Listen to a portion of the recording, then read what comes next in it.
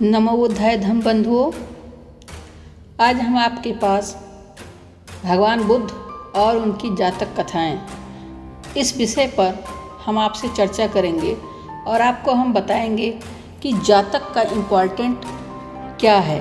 भगवान बुद्ध के जीवन में जातक का बहुत ही इम्पोर्टेंट रहा है, क्योंकि उन्होंने अपने उपदेशों में बहुत ही जगह ऐसे शब्दों का उल्लेख किया है कि बुद्ध होने से पूर्व या जब मैं बोधिसत्व था, ऐसे शब्दों का उन्होंने बहुत ही उपयोग किया है और ऐसी चीज़ें जातक कथाओं के अंतर्गत आती है।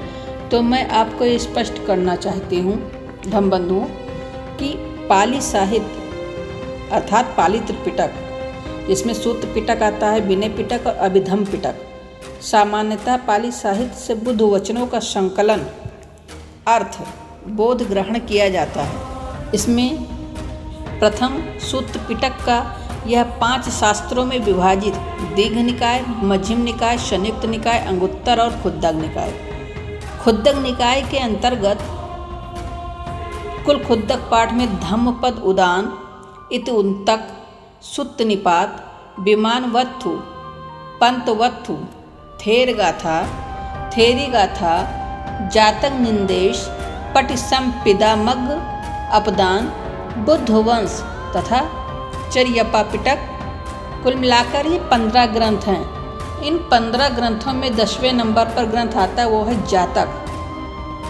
जातक ग्रंथों में बुद्धत्व प्राप्त से पूर्व बोधिसत्व की विभिन्न जन्मों की गाथाएं हैं, जो उन्होंने ज्ञान प्राप्ति के दिन पहले रात में उन्होंने अपने जन्मों का जो बोध हुआ था कि उनके कितने जन्म हुए हैं, किस जन्म में क्या क्या थे, और जिसका वर्णन वो समय समय पर अपने उपदेश के अंतर्गत वो अपने अनुयायियों को या अपने उपासकों को समय समय पर देते रहे हैं, जिसका वर्णन करते रहे हैं। तो धम्म बंधुओं, पाली सूत्रों में हम अनेक बार भगवान बुद्ध को बुद्ध होने से पूर्व के अपने जीवन का इस प्रकार निर्देश करते हुए देखते हैं कि संबोधि प्राप्त होने से पहले, बुद्ध न होने के समय या जब मैं बोधिसत्व ही था आदि ऐसे संबोधन बहुत से मिलते हैं। और ऐसे संबोधन से तात्पर्य ज्ञान, सत्य, दया आदि मानवीय गुणों का अभ्यास करने वाले उस उपासक से है या उस बोधिसत्व से है,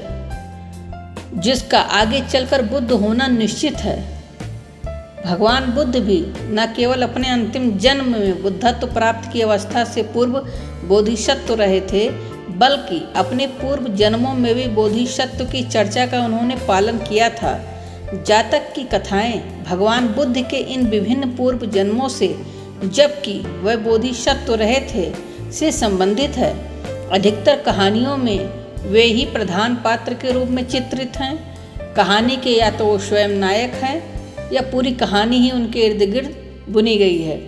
कहीं कहीं उनका स्थान एक गौड़ मतलब एक छोटे से पात्र के रूप में भी है, और कहीं कहीं वो दर्शक की भी तरह चित्रित किए गए हैं। जातक कथाओं की विनिश्चित संख्या का निर्विवाद प्रमाण नहीं है। उपलब्ध जातक कथा संकलन में मात्र 547 कथाएं हैं, अर्थात बोधिसत्व के 547 जन्म वर्णित है।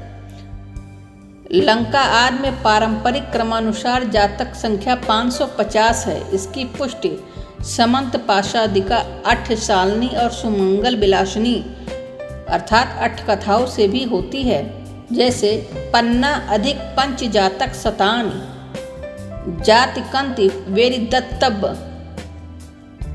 इस कथन और वर्तमान स्वरूप में मात्र 3 का अंतर है। कतिपय कथाओं में मात्र पात्र, न्याय, परिवर्तन, संग कथानक समान हैं। कहीं 2 कथाओं का कथानक एक में ही संयोजित कर दिया गया है। इससे संकेत मिलता है निश्चिततः जातक संख्या 550 ही रही होगी। प्रत्येक जातक का कथानक 5 तत्वों से संगठित है। 5 तत्वों को हम कथानक के 5 अंग भाग भी अभिसंगित कर सकते हैं। पहला है पच्चुपन्नवत्थु अर्थात वर्तमान काल की घटना। दूसरा है अतीत वत्थु अर्थात अतीतकालीन कथा अर्थात बुद्धत्व प्राप्त से पूर्व बोधिसत्व के जीवन की घटना। तीसरा है गाथा प्रकारांतर से जातक का मूल कथ्य काव्य में गाथा की संख्या कथानक के आधार पर एक से अधिक प्राप्त होती है। चौथा है अथर्ववर्णना अर्थात गाथा की व्याख्या। पांचवा है समोधान अर्थात बुद्धकालीन पच्चुपन्न वत्थों के कथा पात्रों एवं बोधिसत्वकालीन अतीत वत्थों के पात्रों के संग सामंजस्य व्यापार।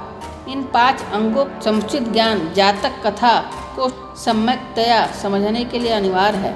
इन 5 अंगों को जब हम समझेंगे तभी पूरी तरीके से जातक कथा को समझ सकते हैं और वस्तुतः तृतीय अंग ही जातक का मूल है, शेष अथर्ववर्णना। तो धम्म बंधुओं, ये थी जातक कथाएं जिनका मैंने आपको वर्णन किया कि इसमें क्या क्या क्या आता है और जातक कथाएं कहते किसे हैं। आज की जो जातक कथा पे चर्चा आपसे करनी थी वो समाप्त हुई। इसके नेक्स्ट वीडियो में हम जातक कथाओं का सीरीज स्टार्ट करेंगे।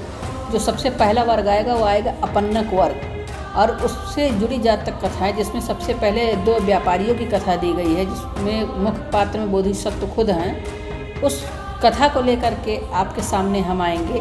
तब तक के लिए साथियों, नमो बुद्धाय।